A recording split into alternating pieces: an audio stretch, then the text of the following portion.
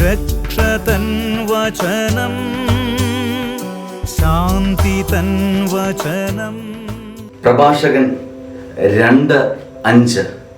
സ്വർണം അഗ്നിയിൽ ശുദ്ധി ചെയ്യപ്പെടുന്നു, സഹനത്തിന്റെ ചൂളയിൽ കർത്താവിന് സ്വീകാര്യരായ മനുഷ്യരും. സഹനത്തിന്റെ ചൂളയിൽ കർത്താവിൻ്റെ സ്വീകാര്യരായ മനുഷ്യരാണ് എന്ന് വചനം ഓർമ്മിപ്പിക്കുകയാണ്.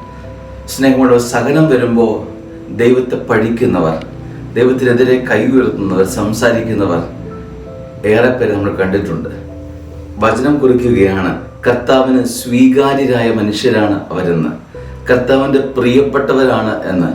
സ്നേഹമുള്ളവരെ, സഹനം വരുമ്പോൾ നീ ഓർത്തുകൊള്ളുക, നീ കർത്താവിൻ്റെ പ്രിയപ്പെട്ടവരാണ് എന്ന്. കർത്താവിൻ്റെ പ്രിയപ്പെട്ടവർക്ക് സ്വർഗം സമ്മാനിക്കുന്ന മനോഹരമായ കൃപയുടെ പേരാണ് സഹനം. സഹനം വരുന്നതിൽ ആകുലപ്പെടേണ്ട, കാരണം കർത്താവ് നിന്റെ കൂടെയുണ്ട്. ആമേൻ.